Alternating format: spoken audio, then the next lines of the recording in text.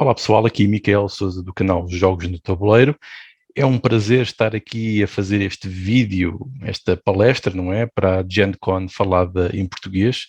Isto é um agradecimento, queria fazer um agradecimento pessoal a toda a equipa, que é uma equipa vasta de colegas que se dedicam também ao uso dos jogos de tabuleiro modernos para a educação, mas também aos jogadores de hobby, especialmente aos colegas do Brasil, que são os grandes responsáveis por termos esta possibilidade de fazer esta partilha de conteúdos, estes debates e estas interações na Gen Con, que é uma das maiores convenções de jogos de tabuleiro do mundo, a maior dos Estados Unidos, salvo erro, e é graças a eles que podemos estar a fazer isto na língua portuguesa, e acho que também é muito, muito, muito, mas muito interessante o facto de conseguirmos aproximar os dois países e também penso que todos os falantes da língua portuguesa pelo mundo, apesar das nossas diferenças nos sotaques e algumas palavras que usamos de modo diferente, há claramente aqui um património comum que nos une e acho que isso é fantástico, fazermos também esta união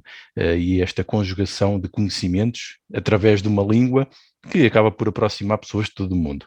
E até neste caso que eu venho aqui falar hoje, que é do uso de jogos tabuleiro comerciais, ou seja, os jogos de tabuleiro que nós usamos como jogos de hobby, que jogamos pelo simples facto de gostarmos de jogar, dos podermos usar aqui como ferramentas sérias para aplicar em vários contextos, neste caso específico do contexto do ensino superior.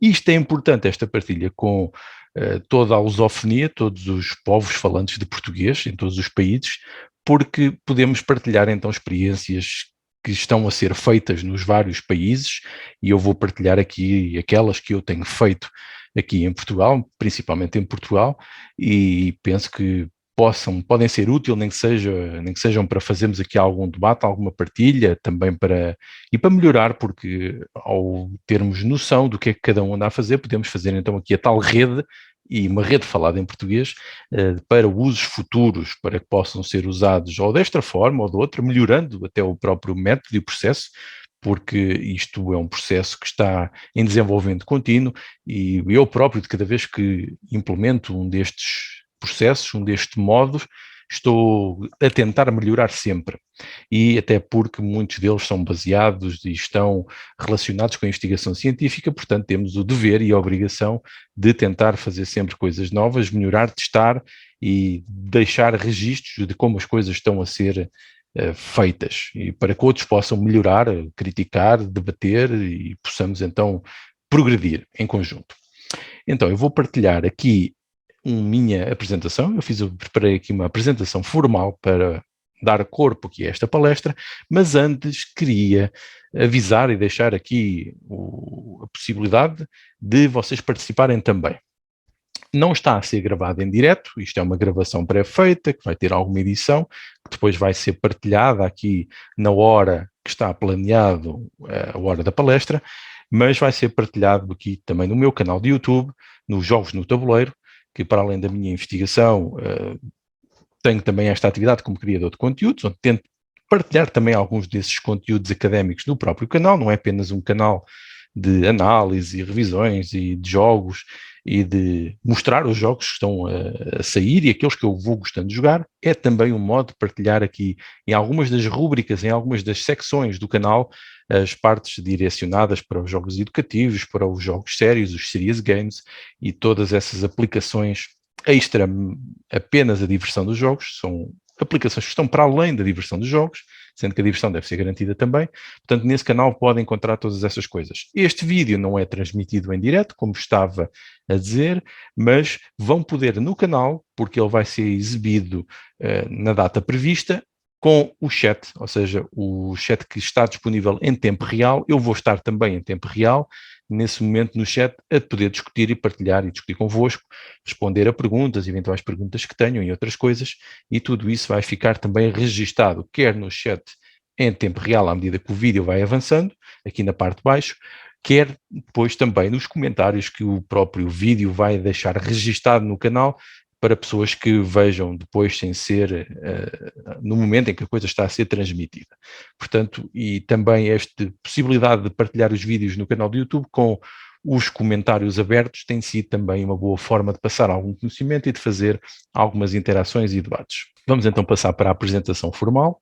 Então, o que eu chamei aqui a esta apresentação foram os jogos comerciais como jogos sérios, lá está os serious games, aqui traduzido diretamente para português, embora não seja muito habitual fazermos esta tradução, porque eu não sei se é mais correta, e na dimensão académica eu costumo usar sempre serious games, até porque os artigos escritos e esse tipo de partilhas são sempre em inglês. Portanto, a exceção é fazer os conteúdos em português, daí eu até dar aqui algum destaque, e isto é um objetivo também pessoal, ter estas partilhas no YouTube, em vídeos em português, para poder também trazer para a nossa língua algumas destas coisas que vou fazendo e que têm de ser publicadas em inglês, porque a comunidade académica internacional usa esta língua e é assim que nós todos nos podemos entender. Mas também podemos fazer depois, tal como estamos a fazer aqui na GenCon falada em português, fazer esta partilha na nossa língua, até porque eu falo por mim, eu penso em português e obviamente que é mais fácil expressar-nos, no meu caso é mais fácil expressar-me em português, partilhando com toda a complexidade dos assuntos que estão em causa, porque são assuntos complexos. Então, esta apresentação é sobre os serious games, os jogos sérios e o seu papel no ensino superior.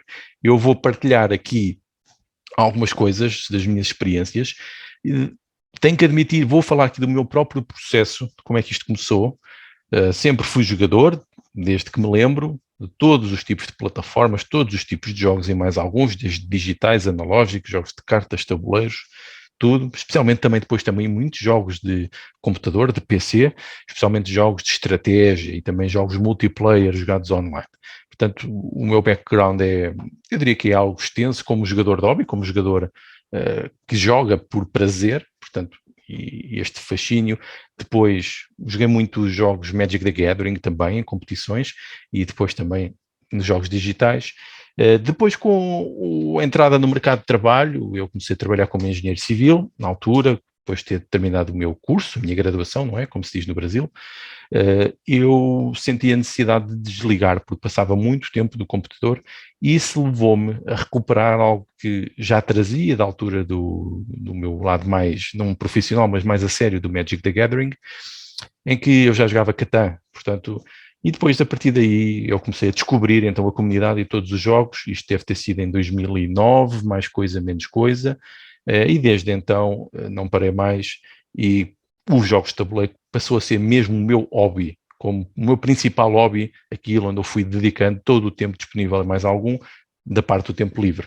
Até que depois de andar a fazer a minha carreira profissional em várias atividades, decidi voltar à academia e apercebi-me que os jogos podiam então ter uma parte de aplicação na área académica. No meu caso era de planeamento do território, urbanismo, ou seja, planeamento de cidades e territórios, e apercebi-me que havia uma tendência crescente para usar então estes jogos como ferramentas, lá está, de jogos sérios, de ferramentas para poder chegar a outros objetivos que não apenas a diversão, mas garantindo a diversão. Portanto, e a partir daqui comecei a investigar e a estudar e a ler a literatura da área, a investigar, a criar os meus próprios exemplos, minhas próprias práticas, adaptações de jogos, desenvolvimento de jogos próprios, publicações de artigos em revistas científicas e em conferências, e teste disto em aulas com alunos do ensino superior, porque recebi vários convites depois para ir fazendo e dando várias aulas, e também depois formalmente já em disciplinas, ou seja, cadeiras universitárias, já em que os jogos de tabuleiro fazem parte das cadeiras formalmente. Portanto, isto foi tudo um processo que, do modo resumido, que fica aqui, porque eu acho que é importante fazermos este enquadramento para saberem, pelo menos, de onde é que eu vim, não é? E muito provavelmente para onde é que quero ir, porque quero continuar a desenvolver isto. Eu penso que é importante destacar isto porque ainda nesta área dos jogos, até na própria academia, nós vemos uma origem muito diversa de onde vêm as pessoas que trabalham então nesta área. Por exemplo, a minha parte, eu tenho várias formações, vários cursos, duas graduações, 2 licenciaturas, 2 mestrados, e estou a fazer também o doutoramento, e agora estou ou doutorando, como se diz no Brasil, e estou a canalizar então a minha área de investigação e prática para isso, ou seja, venho das áreas da engenharia, do ambiente, depois também da história e do património, da cultura, do planeamento do território, ou seja, nada aqui é de jogos, mas os jogos são a ferramenta. Portanto, eu penso que isso pode servir de inspiração para algumas pessoas que podem ter dúvidas por onde começar.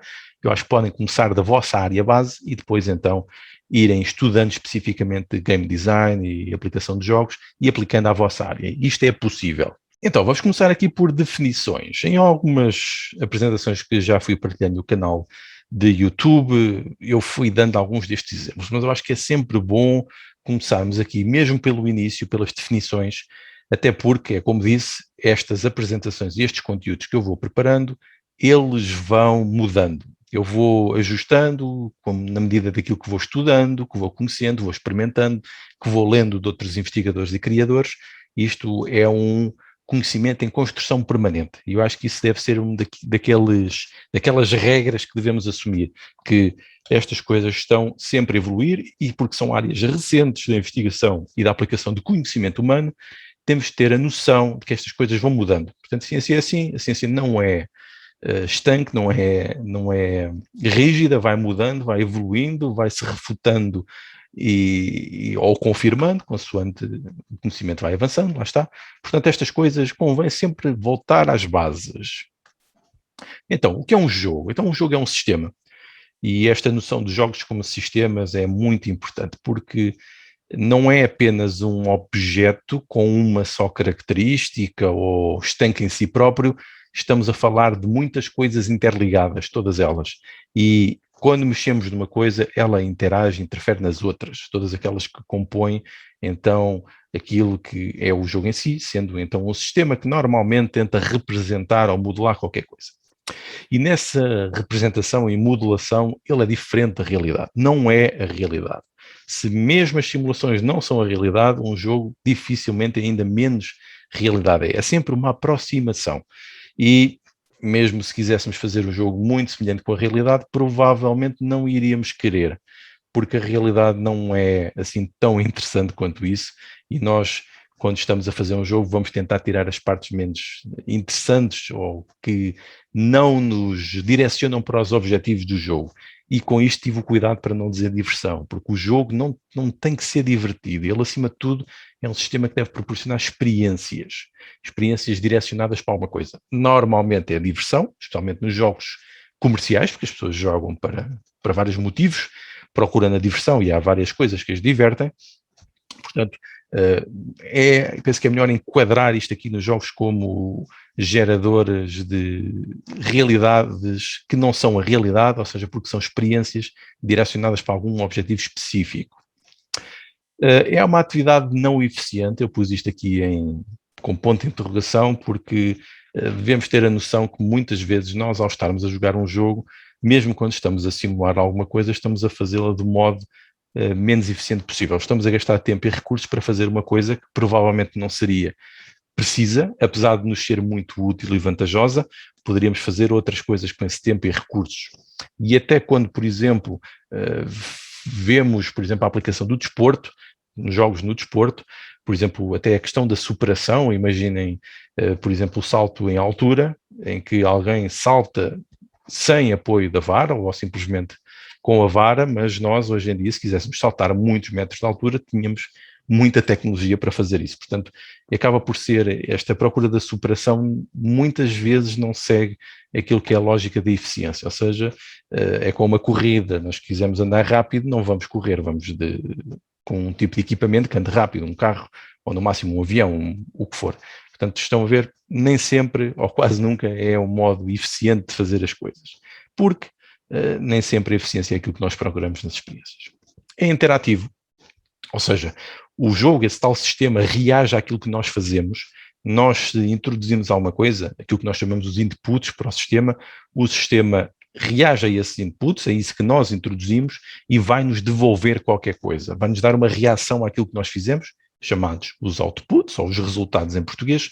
Portanto, ele é interativo. Pode ser até simplesmente o próprio jogador sozinho jogar contra o sistema de jogo, e o sistema de jogo vai devolver isso em relação àquilo que foi feito, ou então, no modo ainda mais complexo, mas provavelmente também mais interessante, quando é jogado com outros jogadores, e então os outros jogadores fazem parte do próprio sistema. Portanto, são mais umas variáveis a considerar que, por vezes, em sistemas são muito complexos.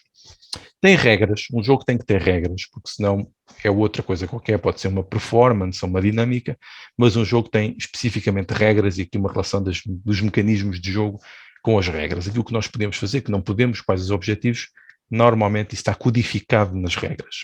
E os tais resultados, portanto, o jogo dá sempre resultados, há sempre um desfecho final, há sempre qualquer coisa que resulta daquilo que foram as nossas ações e decisões, interações ao jogar o dito jogo. E depois gera aqui envolvimento. Normalmente no inglês usamos muito o engagement, não é o engajamento, mas nós temos uma palavra para isto em português, pelo menos em português de Portugal, que é envolvimento. O jogo envolve-nos, leva-nos a querer estar envolvidos e a jogar no jogo. Portanto, os jogos, normalmente, especialmente os jogos com sucesso, têm esta capacidade de envolvimento das pessoas no jogo. E lá está aquilo que falei, diversão.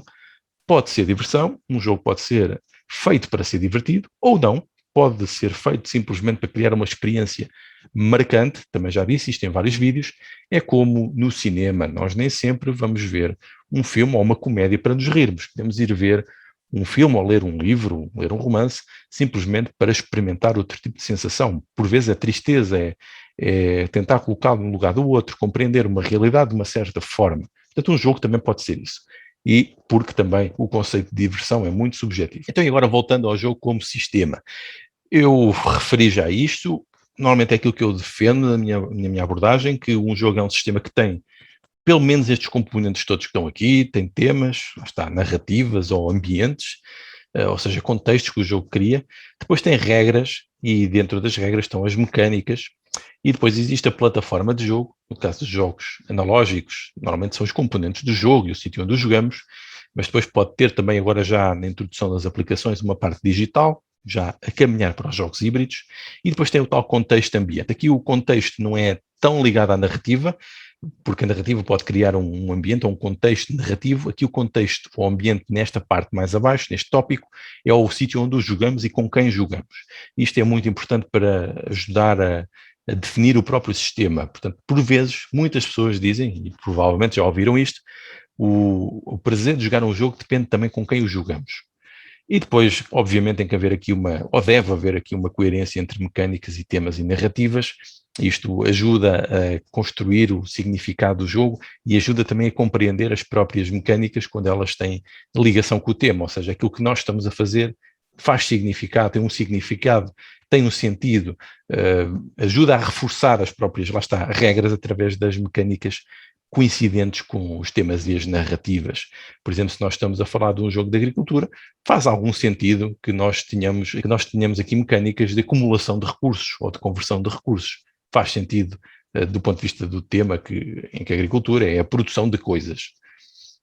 Depois existe, obviamente, também aqui uma relação direta entre as regras e as mecânicas, como falei, mas também com o contexto do ambiente. Neste caso, o contexto eram os jogadores, não é? E o contexto de jogo. Isto é importante porque são os jogadores que ativam as mecânicas e por isso os jogadores têm de compreender aquilo que estão a fazer, daí as mecânicas devem estar, que depois se relaciona também com a complexidade do jogo, deve estar adequada a quem o vai jogar. E pronto, tudo isto gera um sistema e o sistema então, o objetivo é gerar as tais experiências, aqui depois fazendo ciclos entre os jogadores. Podemos ver isto de um modo mais cíclico. Depois, podemos pensar aqui no design como é que este sistema funciona, orientado para resultados. Nós temos aqui um designer que define narrativas e mecanismos. Normalmente são estas duas coisas que o designer costuma definir para responder a um objetivo. Normalmente o objetivo está definido primeiro, a ideia, ou seja, o que é que se quer fazer com o jogo, para quem é, e depois quando começa o processo mesmo de concretização do dito jogo, é quando começa esta definição de narrativas e mecanismos, para definir o tal sistema de jogo. Depois o jogador, ao interage com esse sistema de jogo, tomando decisões. Até há muitos autores que dizem que se o jogo não tiver decisões, não é um jogo. Ou pelo menos não é um jogo que nós pretendemos desenvolver contemporaneamente. Temos muitos jogos em que não existe participação dos jogadores na história dos jogos, por exemplo, o Chutes and Ladders, que é aquele jogo de progressão, ou o jogo da Glória, em português também, que são jogos de rolar e mover, e depois onde os jogadores calham, acontece qualquer coisa e não há decisão dos jogadores. É um exemplo. são jogos na mesma, mas provavelmente não são os jogos, ou diria, não são mesmo os jogos que nós queremos desenvolver hoje em dia. Mesmo que sejam para crianças, nós queremos dar alguma decisão, nem que seja uma coisa mais pequena. E isto, o sistema de jogo, depois das decisões dos jogadores, gera resultados. Os resultados servem depois para avaliarmos a jogabilidade do jogo, por exemplo, a perceber até que ponto é que as decisões do jogador resultaram naquilo que ele queria fazer. E se as decisões do jogador também, de acordo com o que foi definido mecanicamente, os mecanismos, e também tematicamente, para saber se tem significado, se isto gerou o impacto ou se teve significado para o jogador, ou seja, se o jogador sentiu, se por exemplo está a fazer um jogo de exploração, se sentiu que explorou algo, descobriu alguma coisa nova, por exemplo. E depois isto faz então um ciclo, e isto é continuamente renovado, e depois também se liga com o próprio processo de prototipagem, em que isto deve ser avaliado e continuamente afinado para chegar aos objetivos do jogo em causa. Falando em sistemas, temos que falar nos sistemas económicos, isto é muito importante também, em que temos o jogador normalmente obtém recursos, e isso tem efeitos no estado do jogo do jogador A, pensando aqui no jogador A como um exemplo, ou seja, se ele obtém recursos, mudou alguma coisa naquilo que era o seu estado de jogo e no estado do sistema. Depois, se gastar recursos, tem também, normalmente, efeitos nos oponentes, por exemplo, ou no sistema de jogo, vai ter algum tipo de impacto, ou nele também. E tudo isto afeta o sistema de jogo. E depois existem as taxas de renovação e os ciclos de renovação dos recursos. E isto deve ser considerado na economia do jogo, ou seja, aquilo que entra, aquilo que sai, os efeitos que isso tem no jogo e como isso contribui para as condições de vitória, e tudo isto gera ciclos, porque os jogadores, mesmo que seja um jogo em tempo real, têm taxas de renovação das coisas, e tudo isto deve estar em equilíbrio, ou seja, aquilo que é renovado deve estar adequado àquilo que o jogador faz, aos impactos que tem no jogo e naquilo que contribui para as condições de vitória. Por exemplo, se num jogo for normal vocês ganharem, por exemplo, 1000 pontos de vitória, uma ação que vos dê apenas 1 ponto de vitória provavelmente não tem significado, ou está desequilibrada para aquilo que é o objetivo do jogo. Imagina num jogo que dura 10 turnos, em que vocês só têm 10 jogadas, por exemplo. É um desequilíbrio. Depois, podemos ver aqui os jogos como arenas de teste, e é aqui que começamos a entrar então nos jogos aplicados já para outros objetivos, neste caso aplicados, por exemplo, para a educação, para o ensino, ou para o treino, ou para o treinamento, como se diz no português do Brasil. Nós temos aqui os jogos como arenas, ou seja, sítios onde podemos testar, por exemplo, o comportamento humano. E sabemos como isto é muito útil do ponto de vista da educação. Podemos testar modelos, isto também é extremamente útil do ponto de vista da investigação, porque quase sempre na investigação fazemos modelos para tentar aproximar a realidade, para fazer previsões, para poder responder a dificuldades. Portanto, o jogo é um modelo também, lá está, é um sistema que modela a realidade, não a realidade tal como é, mas uma realidade para gerar a tal jogabilidade e o interesse de envolvimento dos jogadores. E podemos aqui também testar para perceber aquilo que fascina os utilizadores. Isto do fascínio dos utilizadores liga-nos depois também muito à gamificação, à gamification, à ludificação de processos em que nós queremos transformar coisas que não são jogos, em que nós queremos transformar coisas que não são jogos, metendo-lhe elementos de jogos de modo a ter mais envolvimento. Isto é importante perceber o que é que fascina cada jogador, de maneira que isso acontece, para depois incorporar isso nos nossos projetos em que queremos aprender com os elementos dos jogos. E isto permite também testar a complexidade. Falei de jogos como sistemas, e são sistemas complexos. E grande parte da realidade é também complexa. Aqui é uma forma de lidarmos com a simulação de alguns modelos. No meu caso pessoal, eu ponho sempre isto aqui, testar a complexidade, porque se relaciona com o teste dos modelos urbanos, que são modelos altamente complexos. Complexos porquê? Porque num modelo urbano não existe apenas um indivíduo que planeia, existem muitos indivíduos com várias taxas de poder que todos eles planeiam o mesmo sistema. Portanto, isto é a complexidade. Isto aqui leva-nos a gerar, então, sistemas interativos que ajudam a capacitar para a tomada de decisão. Lá está, nestes modelos o jogador tem sempre algum tipo de decisão que pode tomar para afetar o estado do jogo e os resultados finais. Isto faz com que os utilizadores obrigam a aprender para dominar o próprio jogo e aprendem pelo próprio processo de experimentação e de fazer. Por isso é que se diz que nos jogos nós aprendemos a pensar e aprendemos a fazer. Isso é algo muito importante. Os próprios sistemas de regras normalmente geram regras igualitárias, ou então até podemos fazer modelos assimétricos para abordar esse igualitarismo ou não e os efeitos que isso tem ou não nos jogos. E lá está, o feedback, dão respostas às ações que os jogadores fazem, isto é imensamente importante, especialmente na parte do treino e educação, porque os jogadores e os utilizadores aqui veem o resultado como estudantes daquilo que fizeram na sua própria progressão, e lá está, há os resultados para comparar. E comparamos porque os jogos têm sempre sistemas de avaliação, nós percebemos se ganhamos ou não, ou se estivermos perto do objetivo, e isso é algo que distingue também os jogos. E o que fazer na prática, então, para aproveitar estas coisas? Nós podemos usar jogos existentes, alguns já estão previamente definidos para isto, outros nem por isso. Podemos adaptar jogos, por vezes eu tenho feito muito isto, que é pegar em jogos e depois fazer algumas adaptações, quer do processo como o jogo é apresentado, quer do próprio jogo, para ele chegar aos objetivos pré-definidos. Pode ser, por exemplo, treinar competências, pode ser alertar para uma certa questão. Tudo isso é possível se conseguimos então interagir e adaptar o jogo. Depois podemos também construir jogos novos. Isto eu recomendo que se faça só depois de termos aqui alguns conhecimentos sólidos de design de jogos, se tivermos alguma experiência a lidar com públicos, com os utilizadores, então podemos depois ensaiar a construção dos nossos próprios jogos. Então os jogos são ferramentas únicas, porquê? Porque ensinar e treinar são os efeitos negativos das decisões, lá está, aquilo que nós estamos a fazer não é a realidade, pode ser uma aproximação da realidade, alguma relação com aquilo que está a ser feito, embora não seja totalmente, o que nos permite focar naquilo que nos interessa mais.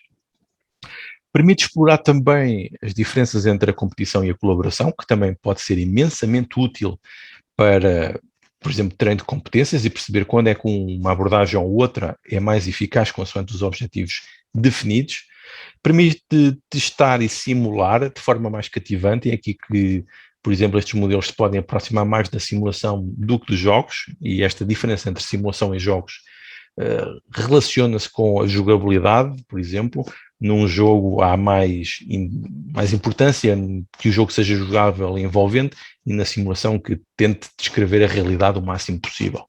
Portanto, nós podemos andar aqui quase um limbo entre estas duas realidades.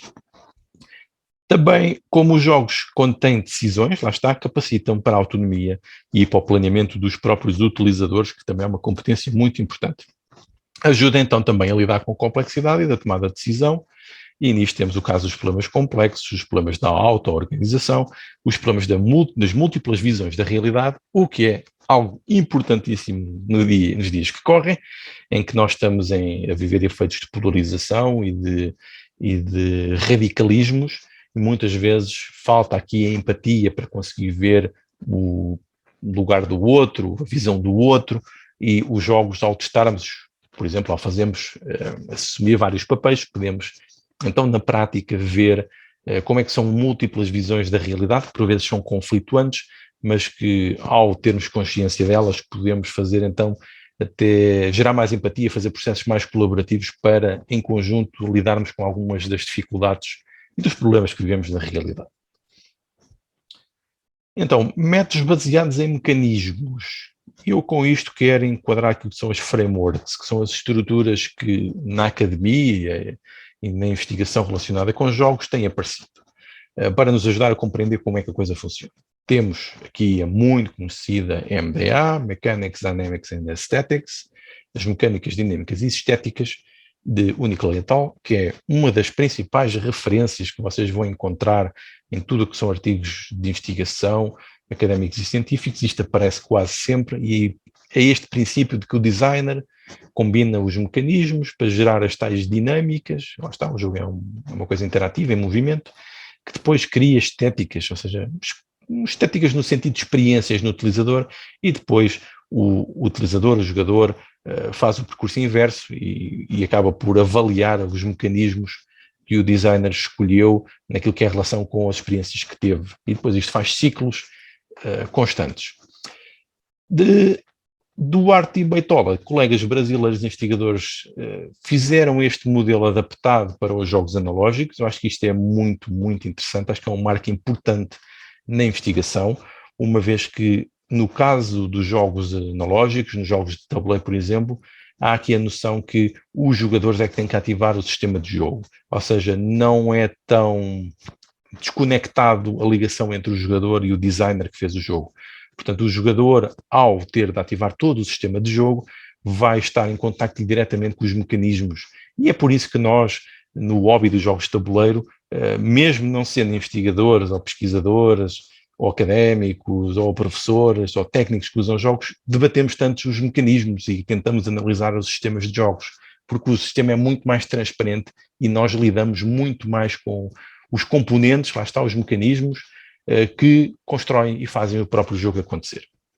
Depois temos aqui uma metodologia, que é uma das que eu tenho usado na parte dos Serious Games, que é a DPE, a Design Play Experience, que depois se subdivide em várias linhas, mas muito pensado nos jogos digitais. Eu tenho feito, nos artigos que tenho publicado, aqui adaptações para os jogos analógicos e para incluir o papel do facilitador, que é muito, muito, muito importante quando fazemos abordagens de jogos. Eu diria que até se calhar é mesmo um dos papéis mais importantes e da parte do processo de utilização de jogos para fins sérios é a parte aqui do facilitador, que acompanha as sessões e que faz então que as experiências de jogo se transformem em algo de concreto e útil para os utilizadores.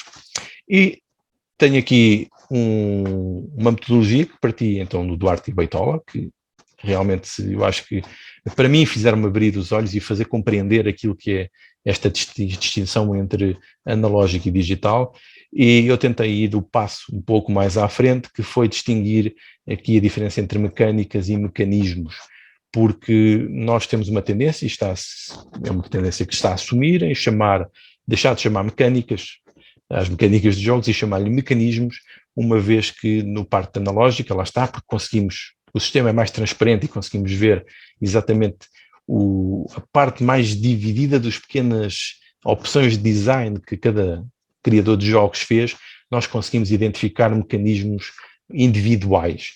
E esta noção de que as mecânicas são já os mecanismos em movimento, já aproximados das dinâmicas. É isso que eu defendi neste artigo, que apresentei na Conference on Games, na COG 2021, recentemente, agora em agosto.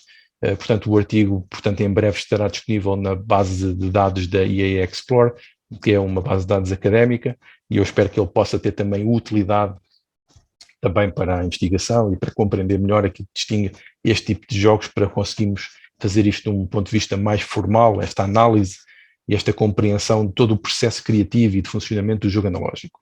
Voltando a esses mecanismos, lá está, falei que os mecanismos é aquela designação que está a ser adotada, o Board Game Geek, o BGG, tem adotado.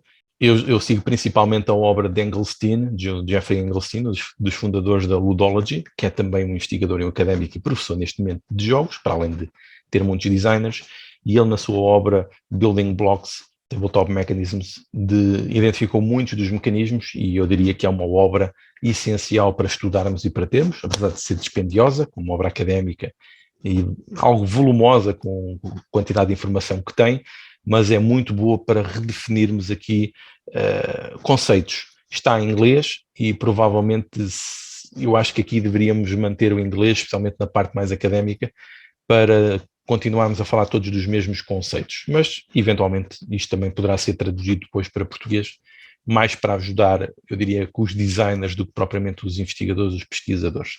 Mas isto para dar uma noção desta organização, que é uma organização por grupos de mecanismos, e depois as várias implementações e as várias subdivisões de cada um, e para destacar que estão aqui muitos, mas poderíamos identificar muitos, muitos mais. É quase infinita a lista que podemos fazer de mecanismos, até porque estão sempre a surgir novos. Para compreendermos e podermos avançar naquilo que é a utilização de jogos sérios em contextos e objetivos sérios, é muito importante pensarmos aqui nos perfis dos jogadores. Já disse isto, muitas pessoas dizem que o jogo faz mais sentido quando jogado com certas pessoas, é mais interessante, e há muitas pessoas que também debatem porque é que gostam deste jogo, porque é que não gostam daquele, e isto existem várias, é uma linha de investigação académica, esta dos perfis dos jogadores, está constantemente a ser analisada e debatida, e surgem sempre novos. Depois há quem divida em mais grupos e menos grupos, Eu vou apresentar aqui alguns dos grupos que eu fui identificando e que fui recolhendo da literatura. Nós temos aqui o caso dos competidores, que são aqueles que querem ganhar o jogo, quase que não interessa o tipo de jogo que é, querem é ganhar. Temos os exploradores, que também, aqui a vitória já não é o que lhes interessa, eles querem explorar os jogos, aprender, ver o que é que existe mais.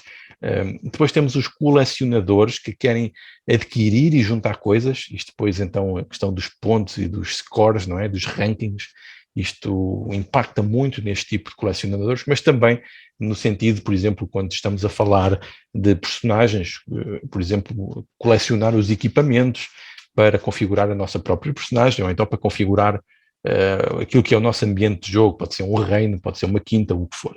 Temos os empreendedores, que são aqueles que gostam de desenvolver e de combinar coisas para gerar coisas novas no próprio jogo, normalmente associado a uma progressão ou um crescimento de alguma coisa. Pode ser alguém que goste, por exemplo, de um jogo económico e que goste muito de desenvolver uma empresa no sistema de jogo, mas pode ser também alguém que gosta de, apenas com a sua personagem, fazê-la evoluir, empreender e fazer coisas novas. Temos os artesãos também, que são os que gostam, são muito parecidos com os empreendedores, mas normalmente focam-se mais em combinar coisas para gerar, então, coisas novas também. Não tanto nos exploradores para ver a novidade, mas aqui mais para conseguir construir algo que seja diferente ou que seja prestigiante e que depois tenha impacto no jogo. Temos aqui também o Joker, que é alguém que gosta de ver o caos a acontecer no jogo. Não lhe interessa propriamente a vitória, mas interessa-lhe ver o caos, lançar coisas e ver o que é que acontece, e por vezes até pode entrar em conflito com os outros jogadores que podem estar a levar, especialmente com os competidores, que podem estar a levar o jogo muito a sério, e o Joker gosta de se divertir enquanto os outros desesperam. Depois temos os artistas, que se gostam de expressar as várias dimensões artísticas possíveis num jogo, quer seja combinar coisas, quer seja contar, gerar uma história, uma coisa do género, pode ser também isso.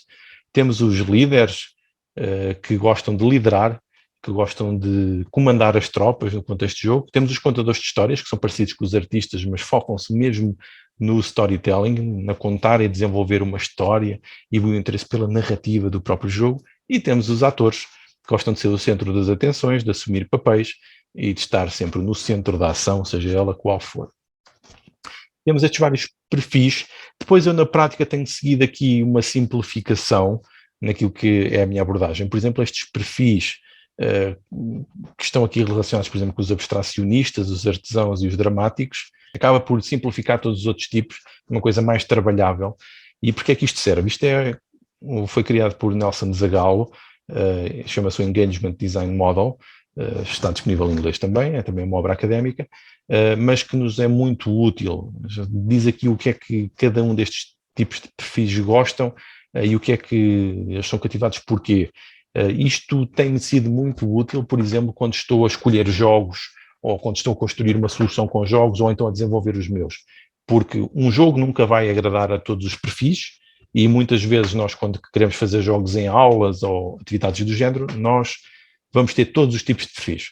Portanto, existem algumas opções, é fazer um jogo que tenta agradar a todos, embora isso normalmente não corre bem, ou então usar pelo menos uma diversidade de jogos, pelo menos alguns deles vão agradar a um tipo de perfil e nós, depois de jogar todos os jogos, temos a garantia que pelo menos agradamos a praticamente todo o público em cada um dos jogos. Acaba por fazer elevar os efeitos de cativação pelos jogos e o próprio impacto, porque garantimos que não ficou ninguém de fora.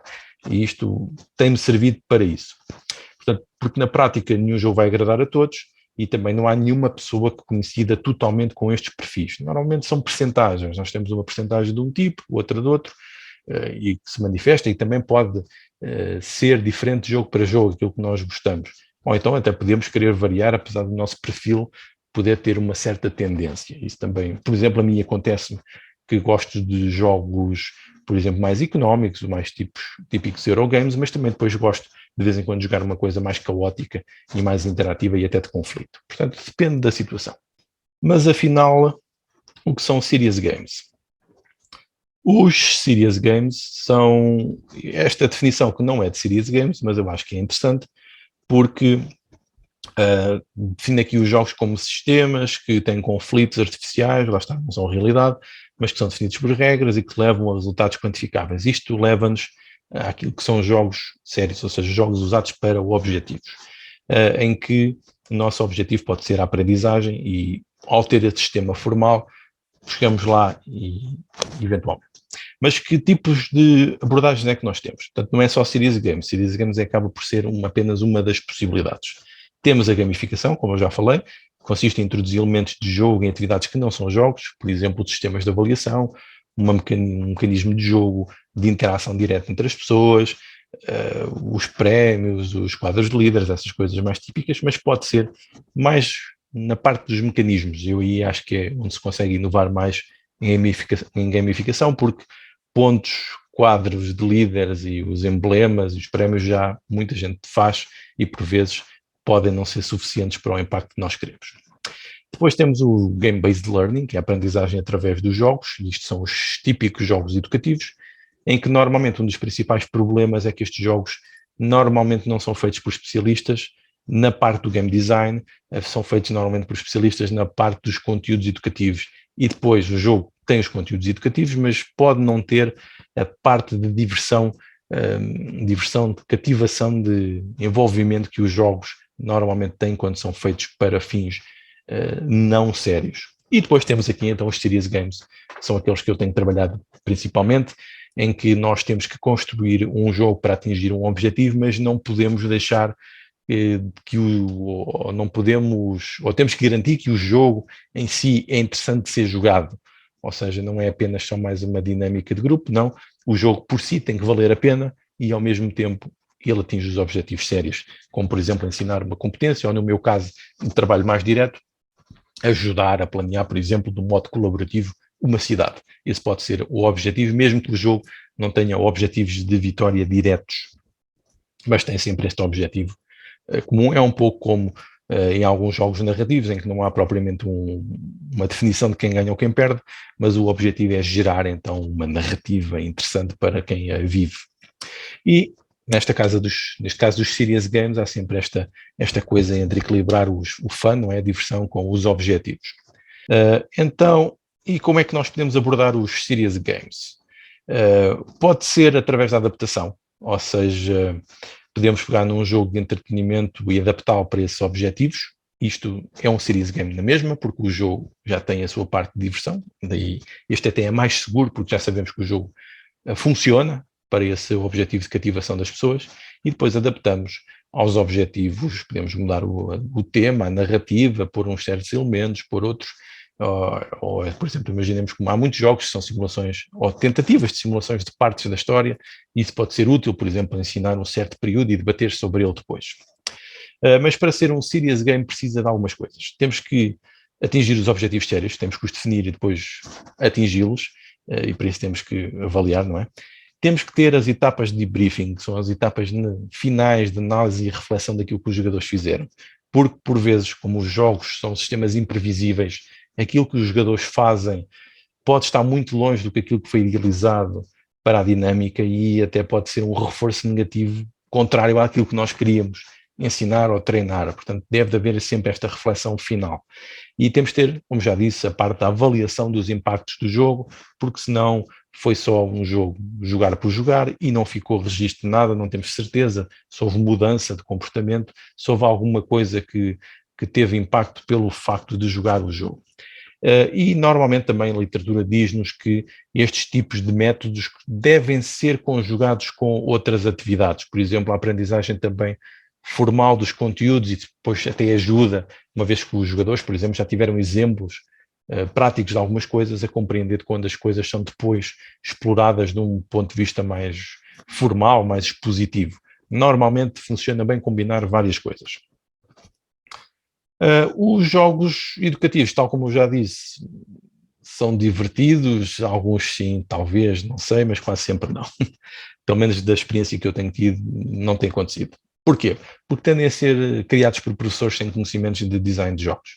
E o conhecimento de design de jogos é um conhecimento específico, embora possa não resultar de uma formação ou de um curso formal ou de uma aprendizagem formal, ela pode ser pela experiência, não é? Pelo fazer, mas também pode procurar conhecimentos específicos, sendo outra área para chegar a isso. Portanto, normalmente estes jogos consistem em cópias e colagens de outros jogos, habitualmente jogos do mercado de massas. Provavelmente, se estão mais ou menos atentos a estas abordagens, já viram, por exemplo, muitas transformações do jogo Monopoly e que se chama, penso que no Brasil a adaptação é Banco Imobiliário, em que se mudou o tema e se fez outra coisa, ou então um jogo de quiz, por exemplo, um Trivial Pursuit, em que simplesmente vamos mudar as perguntas para chegar a respostas que as pessoas vão decorando. Mas, normalmente, estes jogos têm o problema de dar demasiado foco nos conteúdos e não no jogo em si. Exemplo do caso dos jogos de perguntas e respostas, e isto acaba por ser um design preguiçoso quase, mas eu percebo, não é? Os professores podem não ter conhecimentos para isso, nem ter tempo para desenvolver outras coisas, e já é muito bom que tentem pelo menos fazer isto, mas é um design preguiçoso no sentido em que muito mais poderia ser feito se conseguíssemos, se dominássemos os mecanismos de jogos e se os conseguíssemos adaptar ao nosso objetivo, aos conteúdos daquilo que estamos a fazer com o nosso jogo educativo ou o nosso Serious Games. Mas como é que nós podemos ajudar então os professores a fazer isto, a conseguir este processo? É preciso aumentar a cultura de jogos. Portanto, muitos professores fazem estes jogos porque são as referências que têm, não conhecem outros, portanto, precisam de conhecer outros. Precisam de jogar muito, porque sem jogar é difícil compreender aquilo que é um jogo, e nota-se depois, quando estamos a abordar ou usar uma ferramenta, se nós não tivermos ou não gostarmos dela, aquilo que passa para os alunos e para os formandos não é a mesma coisa. Se nós formos apaixonados pelos jogos, acreditem que vocês depois transmitem isso. E estudar e treinar design de jogos. Portanto, podem estudar formalmente, podem fazer cursos, existem graduações, existem pós-graduações, existem cursos formais sobre isto, mas também existe muita literatura que podem ler, que também ajuda a entrar nesta parte do game design. E usar depois também jogos existentes e tentar explorar o seu lado sério, é um modo mais seguro de começar. Se o jogo já está equilibrado, já tem o seu sistema nivelado, nós podemos tentar então fazer pequenas alterações para tentar transformar aquele jogo comercial, aquele jogo feito simplesmente para a diversão, numa coisa que pode ser então um jogo sério ou um jogo de aprendizagem. Mas para isto depois também convém ter então material para prototipar. Por exemplo, podemos comprar cubos de várias cores, barras coloridas, hexágonos, cartas para escrever, e depois ter também colegas com quem discutir e estudantes com quem testar. Tudo isto é muito importante. É muito importante discutirmos o nosso design com outras pessoas e testarmos muito, muito, muito, muito. E lá está, usar os tais mecanismos que tenham significado e se relacionem com os conteúdos a abordar. Isto é a parte mais difícil, pode ser muito difícil de fazer isto, encontrar um mecanismo que seja jogável, ou uma combinação de mecanismos entre si que garantam a jogabilidade, mas que ao mesmo tempo ajudem a aproximar e a chegar àquilo que são os objetivos, quer narrativos, o contexto em que o jogo é jogado, quer, por exemplo, relacionados com aquilo que os jogadores fazem e algumas competências que se desenvolvem. Por exemplo, se o jogo for feito para melhorar a comunicação de uma equipa, isto é uma possibilidade, e aqui convém que os mecanismos explorem isso, quer pela restrição, quer pelo reforço dessa comunicação. Então, mais algumas dicas gerais. É muito importante conhecer o público-alvo, as idades, a quantidade de jogadores e que experiência que têm para podermos planear as coisas. Saber quais os recursos disponíveis, por exemplo, se existem jogos. Isto estou a pensar também já num ponto de vista institucional. Imaginem que querem fazer um jogo numa escola, perceber se a escola tem jogos ou se está disponível para os adquirir, se tem salas adequadas a isso. Por exemplo, se podemos mudar a configuração das salas para fazer, por exemplo, várias mesas de jogo e para não ser aquelas salas em fila que não dão para jogar os jogos no modo como nós queremos em grupo, e perceber o tempo disponível. Nós temos que perceber bem, conhecer os nossos jogos e o design daquilo que estamos a criar e prever a duração dos jogos para podermos usar durante uma aula. Se temos 1 hora, se temos 2, se temos 3, o jogo tem de ser possível de ser jogado durante este tempo e tem de ser possível fazer também a reflexão daquilo que se fez do jogo. Senão, lá está, podemos nunca conseguir chegar aos objetivos. E convém procurar algum apoio institucional. Algumas escolas e instituições estão muito abertas a isto, outras não. Isto pode ser uma forma, naquelas que estão mais abertas, de a própria instituição fazer um marketing da sua escola para se distinguir das demais, uma vez que, por exemplo, a vossa escola ou a vossa instituição usa jogos e os outros não usam. E isto pode ser um ponto forte. E lá está.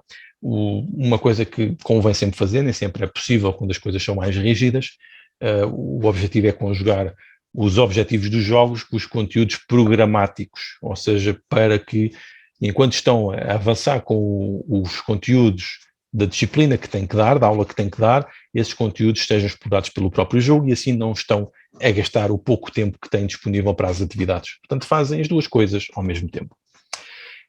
Comparando aqui estas possibilidades, se nós usarmos jogos existentes, a jogabilidade normalmente está garantida, não é?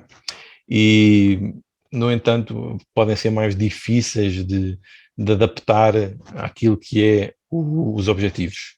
E a complexidade normalmente também é mais pequena, porque o jogo já foi testado. Portanto, sabem que o sistema funciona. Por vezes, um dos problemas de design de jogos novos é que nós acabamos por fazer jogos demasiado complexos para aquilo que é o nosso objetivo ou público-alvo. Quando adaptamos ou modificamos jogos, começamos a nos aproximar e podemos perder jogabilidade, mas começamos a aumentar aqui na parte de adaptação aos objetivos. Lá está, adaptamos para aquilo que nós queremos, mas a complexidade também pode aumentar. E quando desenhamos jogos novos, a jogabilidade pode ir a zero, se formos incompetentes no design do jogo, mas a complexidade também pode crescer muito. Lá está uma relação entre uma coisa e outra. Pode ser um jogo muito complexo que não seja jogável, é um jogo que falha, mas o nível de complexidade pode variar consoante o público-alvo, mas está muito adaptado aos objetivos. Mas também, se o jogo não funciona, também de nada serve. Um caminho inevitável, que é aquele que eu recomendo, é começar a usar jogos existentes. Isto vai nos dar experiência e conhecimento. Depois podemos continuar a adaptar e modificar jogos. E depois acaba por ser inevitável que acabemos por desenvolver os nossos próprios jogos. Ficamos com vontade depois de testar coisas novas e fazer novas abordagens, porque vemos, ninguém fez isto, ainda ninguém explorou isto. Às vezes erradamente, às vezes alguém já explorou, se calhar não pesquisamos o suficiente, mas isto depois leva-nos então a querer testar as coisas por nós mesmos.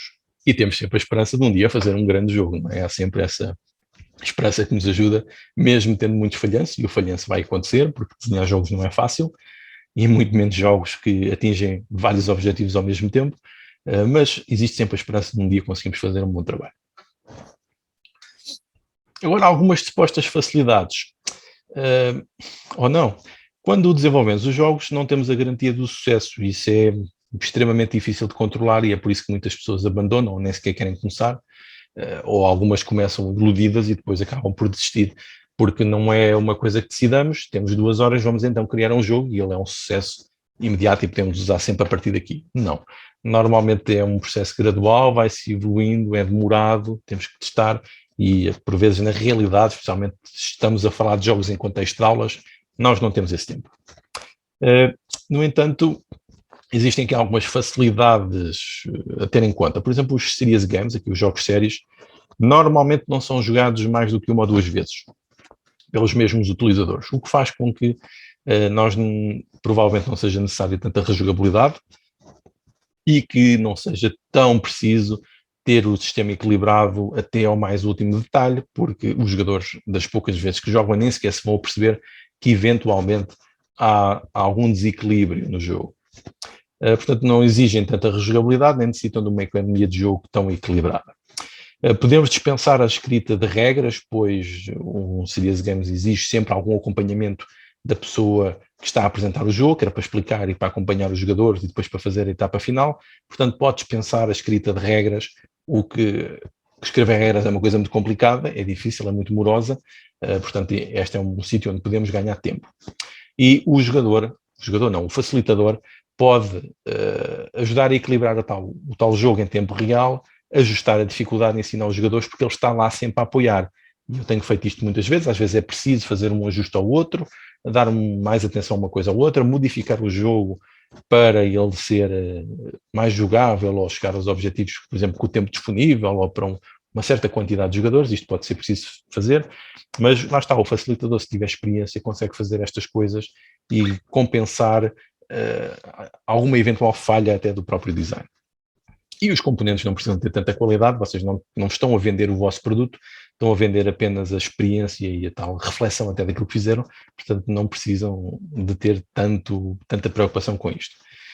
E Os próprios desequilíbrios de jogo podem ser muito importantes. Isto também já me aconteceu várias vezes, em que os comportamentos dos jogadores foram completamente diferentes daquilo que era previsto ou do que estava desenhado, mas isso serviu para dar um exemplo do que não deve acontecer, ou do que não se deve fazer, ou do que acontece quando isso é feito. Portanto, isto acontece durante o debriefing, durante a parte final, e isto exige, se calhar, mais do facilitador do que do design do jogo. O facilitador tem que estar atento a estas coisas todas, às dinâmicas que vão acontecendo, e depois, na parte da revisão e do debate final, poder ir buscar esses exemplos, esses casos para enquadrar, então para ajudar os jogadores a atingirem os objetivos da sessão do jogo, mesmo depois de terem jogado. Portanto, isto é muito importante. Isto foi uma sequência de um artigo que eu criei para a ISAGA, que é a Conferência Internacional de Serious Games, em que eu apresentei aqui um processo em que nós podemos partir de jogos existentes e então criar, por exemplo, uma sessão para treinar e para identificar várias competências que são úteis, por exemplo, a empresas, mas também para ensinar um pouco daquilo que distingue os jogos entre si e até a própria distinção entre serious games e gamificação. Isto também vai ficar disponível depois em artigo. Eu penso que nos próximos meses deve estar disponível, mas lá está em inglês, porque é uma publicação internacional. Mas aqui o que é de destacar, e que eu acho que é importante, é que isto apresenta uma solução que podemos aplicar na prática, que é, nós temos que, para uma sessão destas, sempre definir questionários, recolha de informação anterior e posterior à sessão. Convém haver uma parte de quebra-gelo para introduzirmos as pessoas. Deve de haver uma parte dos tais conteúdos positivos. Eu falei-vos que estas técnicas de uso de jogos não devem ser só jogos em si, convém ter outras atividades paralelas para ajudar a enquadrar. E depois, esta era uma etapa de vários jogos. Houve aqui uma pré-seleção de jogos que foram testados previamente e através de debate para saber que tipo de competências é que eles trabalhavam, recordando que isto é sobre um processo em que são jogos para treinar certas competências. Portanto, depois fazemos estas sequências de jogos para depois, no final, fazermos o debate e preenchemos os questionários finais e ficamos com imensa informação para tratar e com a certeza de termos falhado ou atingido os objetivos com a sessão.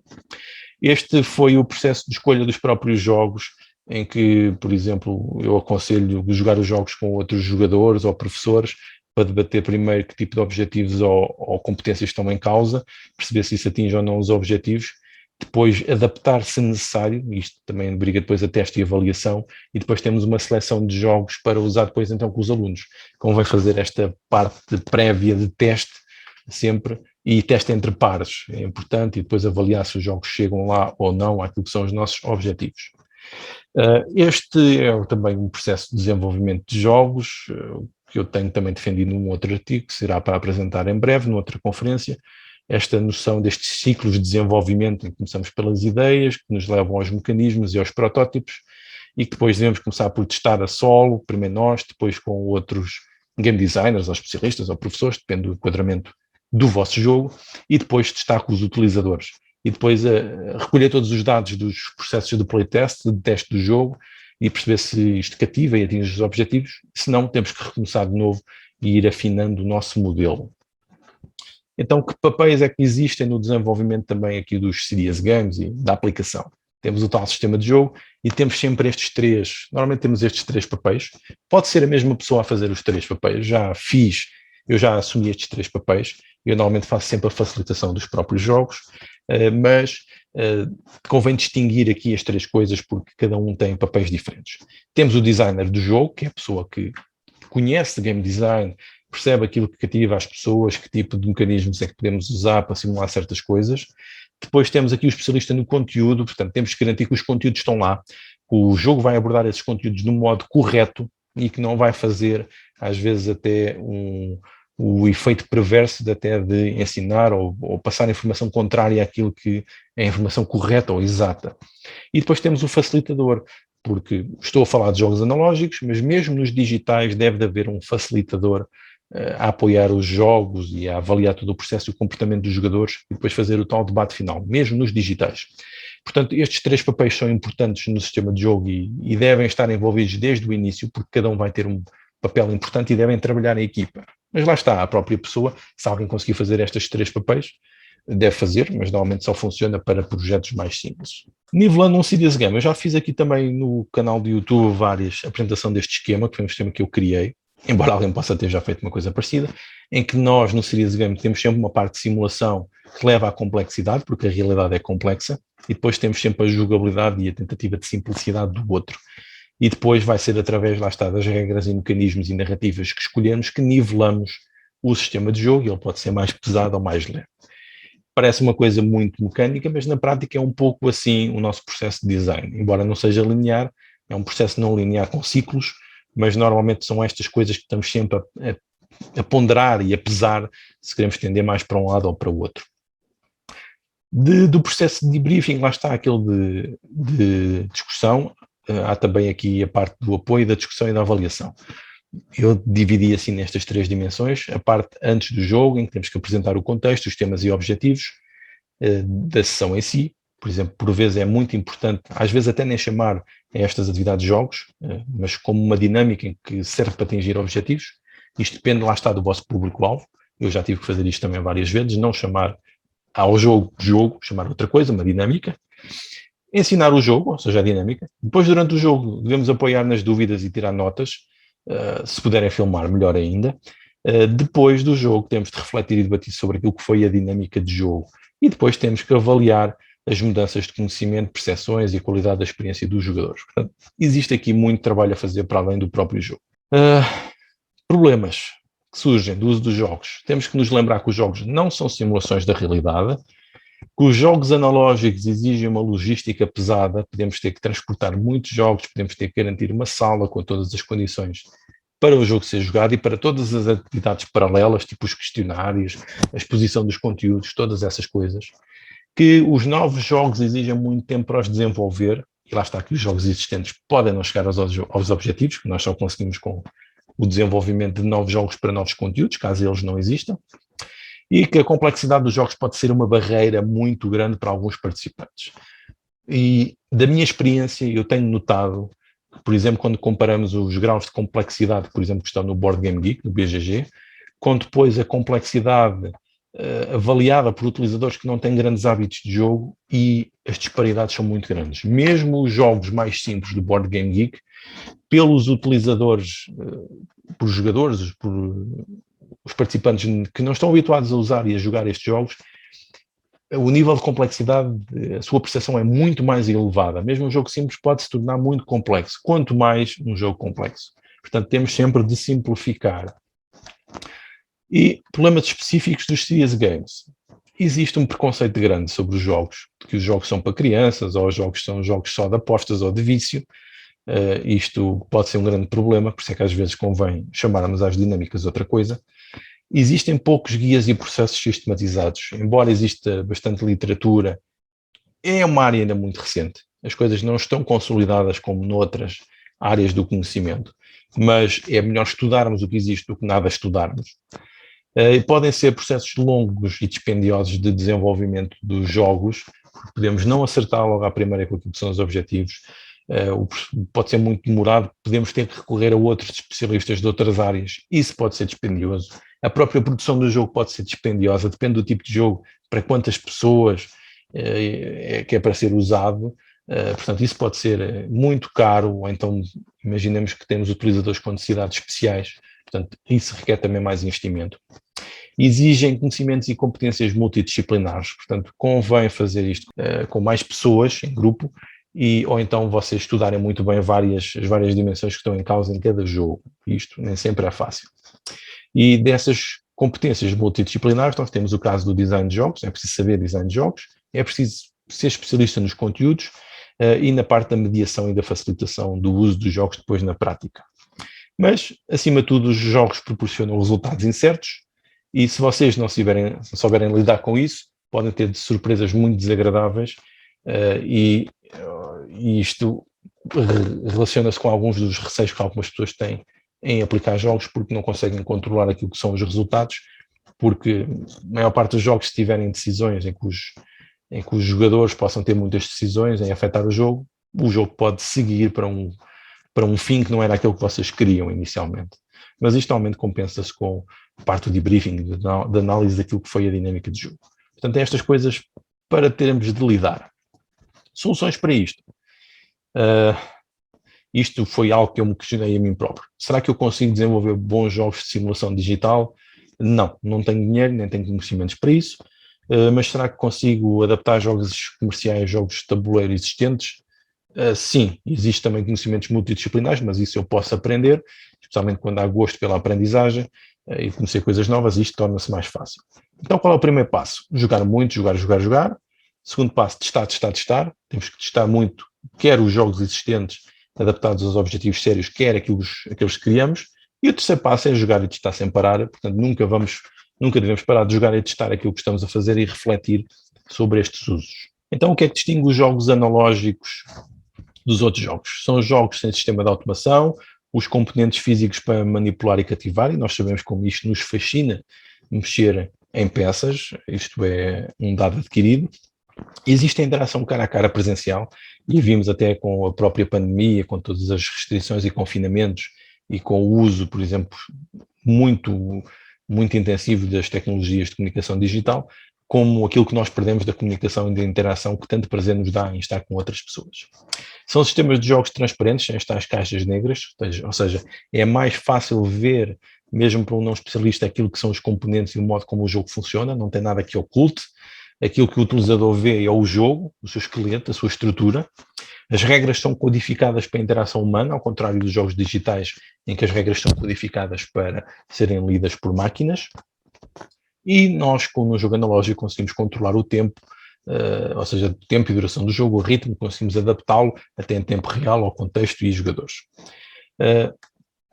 Isto gera depois envolvimento nos jogadores, chamada agência, não é? Os jogadores é que constroem as suas experiências a partir do sistema de jogo. Isto é muito impactante para uma capacitação dos utilizadores, isso é muito importante na parte da educação.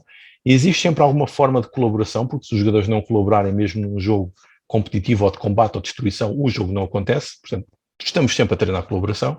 E permite explorar a dimensão material do contacto humano direto, a parte da tangibilidade dos componentes, quer a tangibilidade da comunicação presencial com todo o corpo, não é? Comunicamos com o corpo todo. Lá está, isto são a exploração das múltiplas formas de comunicação. E lá está a facilidade para adaptar também em tempo real, como já tinha dito, e a facilidade da visualização e abstração quando estamos a planear. O que é isto? Muitas vezes já fizeram de certeza, querem fazer uma ação nos próximos turnos e começam a separar os recursos por etapas em conjuntos para ver aquilo que vocês podem fazer. Nos digitais isto não se consegue fazer, mas nos analógicos faz-se e acaba por nos facilitar todo o processo de compreensão da realidade e planeamento e organização. Nós sabemos que os jogos de tabuleiro têm vindo a crescer exponencialmente, vemos só aqui uma quebra em 2020, obviamente pelos efeitos da pandemia, mas estamos aqui a viver claramente uma era de crescimento e de redescoberta do analógico.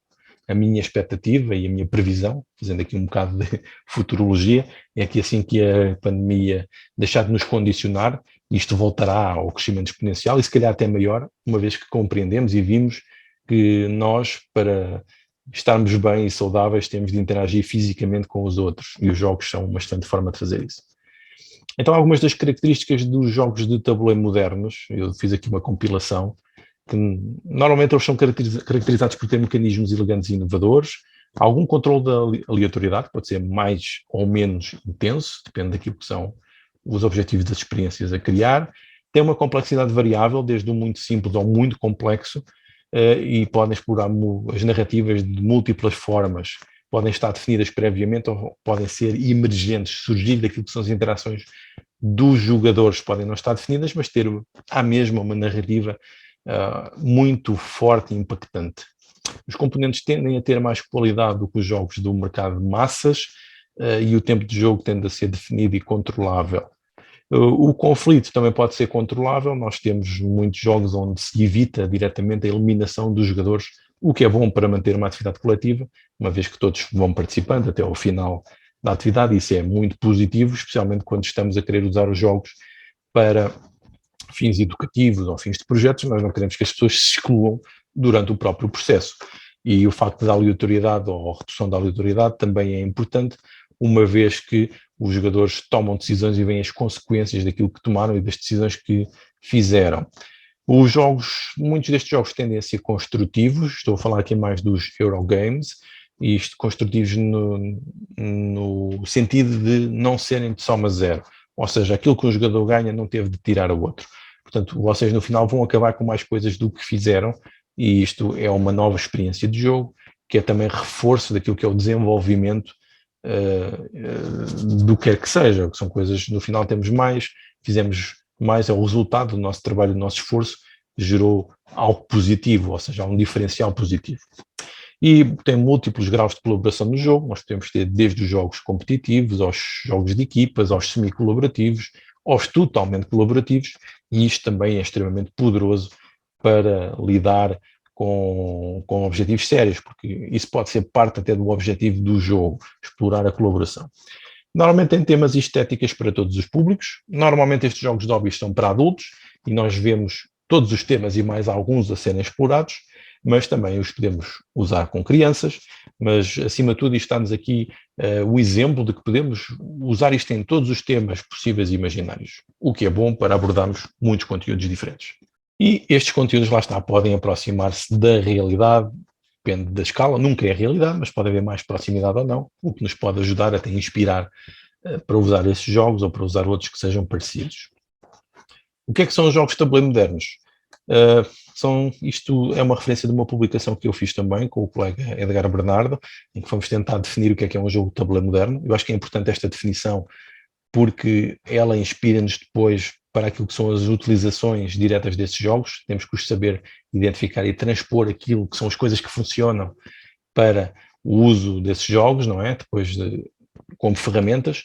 E uma das suas características são o design de autor, ou seja, esta parte da inovação de alguém que teve a ideia de fazer desta forma ou deste modo, e isso tem valor por si próprio. Notar que temos sempre a apresentar coisas novas e diferentes que se destacam dos outros. Isto é uma parte importante para cativar os utilizadores. São maioritariamente feitos para adultos, portanto isto leva a que nós podemos especificar o tipo de público que queremos para cada tipo de jogo. Há jogos diferentes para vários tipos de perfis que proporcionam experiências diferentes. Há um foco no design, na inovação dos mecanismos e das narrativas, e há uma constante inovação e novidade neste tipo de jogos e com qualidade dos componentes. Portanto, está relacionado com os tópicos que falei anteriormente, mas se nós conseguimos transferir estas coisas para as nossas aplicações de jogos, para as nossas adaptações e criações novas, podemos provavelmente tocar naquilo que fascina os utilizadores destes jogos contemporâneos, destes novos jogos de tabuleiro, os chamados jogos de tabuleiro modernos. Então, usar jogos no ensino superior, que é aquilo que era o tema aqui, apesar do formalismo do ensino superior universitário, isto é possível, eu tenho feito várias utilizações e por vezes acaba por ser até mais fácil do que no ensino dos níveis inferiores, porque os programas são mais flexíveis e os alunos são mais maduros para ver para além daquilo que é a dinâmica de jogo, ou seja, não levam aquilo como uma brincadeira, mas até levam como algo novo e algo que lhes dá uma experiência diferente daquilo que são os conteúdos, por exemplo, expositivos ou laboratoriais, muito técnicos, muito específicos. Isto aqui é uma forma até de ligarmos com a interação entre as pessoas, com as chamadas soft skills e competências suaves, não é? Mas que são tão importantes para o sucesso de qualquer pessoa e de qualquer instituição. Portanto, isto eu diria que no ensino superior tem mais facilidade em ser aplicado por estas razões. Portanto, nós podemos usar no ensino superior em aulas para apoiar os processos de aprendizagem dos alunos, podemos jogar jogos em substituição de algumas aulas ou explorando parte delas, tenho feito isto também, ou seja, desde disciplinas que são inteiramente jogos, com todo depois o processo de apoio, não é, do jogo, de análise e avaliação e discussão, ou então apenas inserir um certo jogo num certo tipo de conteúdo para ajudar a explicar um modelo, ou um processo, ou um sistema, ou uma situação em que os próprios alunos experimentam. E também podemos propor, por exemplo, aos alunos desenvolver jogos para projetos de avaliação. Isto também normalmente cativa e estimula muitos alunos para fazerem trabalhos às vezes surpreendentes, mas podemos também usar os jogos no contexto de investigação. Por exemplo, quer nos cursos de licenciaturas, as graduações, não é? Mestrados, doutoramentos ou doutorandos, de design de jogos, ou seja, isto é um tema para estas áreas de design de jogos embora a maioria destes cursos sejam dedicados aos jogos digitais, normalmente o design, há algumas lacunas no foco destes cursos no design, porque tendem a ser muito direcionados para a parte da programação computacional e para a criação da arte gráfica, da parte cinemática do aspecto da coisa, e não tanto no game design. Às vezes alguns destes cursos têm estas lacunas, e começar a usar o game design de jogos analógicos, porque é mais imediato, é mais rápido, por exemplo, todo o processo de prototipagem, isto acaba por ser muito forte, começar pelo jogo analógico até para a abordagem ou ensino do jogo digital. Mas podemos também aplicar nas outras áreas do conhecimento, é aquilo que eu tenho feito, venho de várias áreas, e depois então, estudando game design e as próprias metodologias de serious games, nós podemos usar isto para qualquer coisa, quer para o ensino, quer para a transmissão de informação e treino. Agora, alguns exemplos do meu trabalho, coisas que fui fazendo. Estamos a ver aqui um exemplo que foi o Happy Salmon, que é conhecido, em que pode ser uma técnica de quebra-gelo antes de uma outra atividade. Lá estão os jogos como apoio a atividades, neste caso era para gerar aqui mais empatia e comunicação entre os participantes. Isto pode ser feito, por exemplo, no início de um projeto qualquer. Depois aqui outra aplicação que eu fiz, que foi o desenvolvimento de um plano de segurança rodoviária, em que os jogos tiveram aqui uma parte importante naquilo que nós chamamos o design thinking, não é? Explorar algumas ideias e debater, estimular um pouco da criatividade para depois passarmos ao processo formal em que íamos explorando as várias soluções e propostas, e vemos aqui depois processos de votação e de trabalho colaborativo nas propostas e desenvolvimento daquilo que foi feito, neste caso nos 3 eixos que influenciam a segurança rodoviária, e depois isto serviu para fazermos o nosso relatório, para fazermos as nossas soluções técnicas. Esta foi outra utilização na conferência do meu centro de investigação, neste caso a Universidade do Porto, em que eu usei aqui um jogo, que é o Between Two Cities, e fomos modificando o jogo para estudar o modo como a morfologia urbana ia surgindo do resultado das nossas decisões. Este jogo é muito interessante porque também tem aqui algumas dinâmicas colaborativas e depois gerou também um debate interessante entre aquilo que são as restrições e aquilo que são as nossas decisões, naquilo como organizamos a cidade e os efeitos que isso teve depois até nos próprios dinâmicas de definição das vitórias, se isso era importante ou não. Depois, estes foram outros casos em que eu fiz o uso destes jogos para o ensino de engenheiros civis, em que estivemos a estudar redes de transportes, tivemos a discutir mobilidade, mas também tivemos a estudar história do urbanismo, e tudo isto foi resultado através de vários jogos com adaptações, simplificações grandes, mas que permitiram aos estudantes debater entre si e adquirir os conhecimentos. Temos aqui adaptações, por exemplo, do Codenames, o código secreto, para debater aqui a mobilidade. Temos aqui o caso do Steam, em que serviu para fazer redes de transportes, e o caso do Just One, para falarmos de conceitos da cidade histórica e dos conceitos históricos do urbanismo. Depois também isto foi uma outra experiência que eu fiz aqui já no MBA, já na Universidade de Coimbra, em que defini aqui uma metodologia que nós podemos aplicar para ensinar a explorar os vários mecanismos de jogos. Neste caso, era a relação entre os mecanismos de jogos e os mecanismos de aprendizagem. E neste caso foi também a aplicação mais prática, foi também o Steam, aqui adaptado, já numa adaptação diferente da anterior, ainda mais simplificada, para explorarmos também o conceito de caminho mais curto, e depois vimos até que ponto é que isso, através dos mecanismos adaptados, porque o jogo foi muito simplificado, não jogamos o jogo original, como é que isso se relacionava com a capacidade de fazer o caminho mais curto através de mecanismos de jogos. Portanto, também foi uma aplicação muito interessante. Esta foi outra aplicação que eu fiz também, em que foi definir o plano de saúde do município de Leiria, e os jogos também foram aqui uma parte de criatividade para poder debater entre os vários participantes e gerar novas ideias para aquilo que seria a alimentação de uma matriz SWOT colaborativa. E depois isso gerou muitas matrizes e mapas mentais e discussões entre aquilo que foram as várias mesas e processos de votação que permitiram depois também apoiar a construção da própria estratégia de saúde do município. Este foi outro exemplo que eu fiz também, aqui já é um design meu, de criação de um jogo colaborativo para simulação, por exemplo, de uma cidade, um pequeno modelo, em que focava na sustentabilidade, em que os efeitos dos usos dos solos entre si, uma pequena rede de transportes e os impactos negativos e positivos que isso tem na cidade.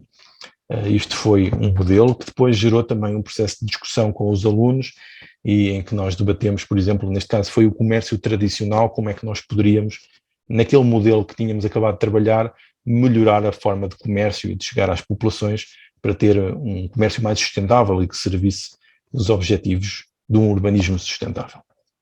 Portanto, foi também uma sessão de design thinking. Este foi outro processo que eu também fiz, em que, num modo muito rápido, em 15 minutos, através da DPE, a framework que eu já falei, defini um jogo rápido de sistema de transportes, usando aqui fios de várias cores, em que fizemos um sistema colaborativo para colocar os participantes numa conferência sobre mobilidade, debater a mobilidade desse concelho, neste caso foi na Marinha Grande, e nós vemos aqui a plateia e o jogo a ser jogado em frente à plateia, em tempo real, num modo muito rápido, com os participantes, que depois fez com que todos participassem, toda a plateia na atividade, isso foi também muito interessante, como novos conceitos de participação. Este foi outro modelo que eu desenvolvi, dando continuidade ao anterior, um modelo sustentável de cidade, aqui com um sistema económico muito mais complexo, um jogo com muito mais mecanismos, com uma economia mais equilibrada e mais desenvolvida, em que alunos do mestrado de arquitetura tiveram na cidade do Barreiro aqui a tentar arranjar alternativas a um modelo económico. Portanto, estão a ver aqui a economia de jogo, isto não está muito perceptível, mas era a matriz que apoiava, lá está, o facilitador é importante para ajudar a compreender aqui o sistema de jogo, mas que ajudava a criar então o tal modelo. Nós vemos aqui o resultado de uma das mesas de trabalho, em que eles deslocalizaram equipamentos públicos, tentaram construir a rede de transportes e todo o sistema de parques e de espaços verdes de apoio à habitação e com o comércio localizado em interligação com a rede de transportes, com as habitações e com os equipamentos identificados, tentando controlar um sistema com poucos impactos ambientais. Portanto, e isto foi interessante ver que cada mesa tinha o seu resultado, mas acima de tudo conseguimos sempre abordar os conceitos e os objetivos sérios, neste caso era o urbanismo sustentável. Este foi outro exemplo que eu fiz também, chama-se Urb Security, em que, através de um processo que eu construí de 3 etapas, convidámos as comunidades locais para repensar a segurança das suas zonas urbanas. Este é um projeto que eu irei publicar posteriormente, em que as pessoas interagiram através de dinâmicas de jogos para então explorar o território, expressar ideias, aprender sobre as complexidades em causa e depois puderam também expressar-se, lá está, de múltiplas formas, votar em propostas, identificar, trabalhá-las de um modo contínuo. Depois também transferimos isto para um modelo online, conseguimos fazer algumas sessões à distância através de ferramentas digitais, também foi possível, e depois no final foi possível construir então um modelo de jogo que permite aos utilizadores tomarem decisões e decidirem como é que querem, lá está, melhorar as condições de vida à segurança das várias zonas. Isto é algo que eu pretendo depois publicar também posteriormente. Isto foi mais uma aula aqui já no Politécnico de Coimbra, em que criei uma dinâmica de jogo caótico para eles gerarem um modelo urbano de interação entre os jogadores, geravam um modelo e depois iam trabalhar sobre o modelo tentando transformá-lo do modo mais sustentável possível, gerando até aqui um modelo simplificado urbano daquilo que poderia ser então uma cidade. Depois também a utilização de alguns jogos aqui em ferramentas online, colaborativas, isto também foi possível, também é possível fazermos isto em aulas para suportar os nossos conteúdos, replicando alguns mecanismos de jogos, neste caso jogos de desenho, podemos fazer isto também, isto foi feito no Politécnico de Leiria. Podemos também usar essas mesmas ferramentas para fazer também, estudar assuntos, para chegar aos objetivos, aplicando mecanismos de jogos, isto já é quase mais uma gamificação do que propriamente um serious game. Isto também foi feito no Politécnico de Leiria, através do projeto Gym to be Kind, em que este projeto pretende usar os jogos para treinar competências nos futuros profissionais de saúde, ou seja, competências humanas para eles poderem interagir melhor com os pacientes. E os jogos de tabuleiro modernos estão a ajudar a fazer isto. Ou seja, podem treinar então as tais soft skills. E estamos a ver aqui alguns dos alunos a fazer estes jogos aqui é até no jardim público da cidade de Leiria, em que é possível fazer isto quase onde quisermos, dependendo, e se soubermos escolher os jogos adequados para cada fim e cada contexto. Depois também tenho feito também alguns modelos também online de jogos, ou seja, é possível aplicar os mecanismos dos jogos de tabuleiro modernos e passá-los para outros modelos. Este também é um modelo simples de planeamento colaborativo de uma cidade com vários papéis em que defendem coisas diferentes e depois podemos explorar os conflitos que surgem e o modo como as coisas se vão desenvolvendo e depois debatendo para perceber os vários papéis das pessoas envolvidas. Portanto, isto foi jogado através do Zoom e do Google Drive. Durante o workshop também da Conferência Internacional do meu Centro de Investigação, o CITA, na Faculdade de Engenharia do Porto e da Faculdade de Ciências e Tecnologias da Universidade de Coimbra. Depois também o caso do outro exemplo numa aula de estudantes de património e ambiente, em que tivemos a explorar como é que podemos transformar um mapa turístico num jogo. Isto também será algo que eu irei publicar posteriormente.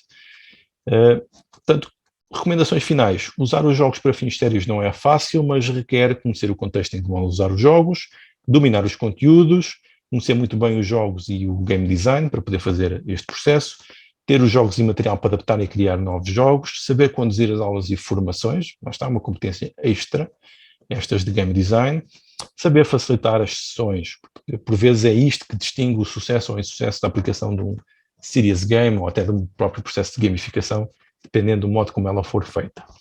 Ter, então, um procedimento de uso, acompanhamento e avaliação das dinâmicas de jogos para que a dinâmica não seja apenas só uma brincadeira ou uma curiosidade, para que consigamos avaliar e perceber onde é que estamos a cumprir os objetivos e onde é que não estamos. E lá está, recolher dados, tratar os dados, porque precisamos de evidências para isto que estamos a fazer e só assim é que conseguimos reforçar e dar a resposta e defender que realmente os jogos podem ser ferramentas poderosas para usar no ensino, aprendizagem, treino, do que quer que seja, em qualquer grau de ensino, mas muito especificamente no ensino superior, onde as evidências são sempre muito exigidas para lá estarmos a contribuir para o desenvolvimento da ciência nesta área dos usos de jogos. Portanto, foi um prazer estar aqui a falar convosco, se calhar já ficou demasiado longo, mas podem encontrar mais conteúdos depois também no meu canal de YouTube, nos Jogos no Tabuleiro, tem várias secções dedicadas a estes usos sérios de jogos para educação, também na parte do game design, e qualquer dúvida também podem contactar para estabelecermos parcerias ou trocarmos informações. Então vá, Deus, obrigado.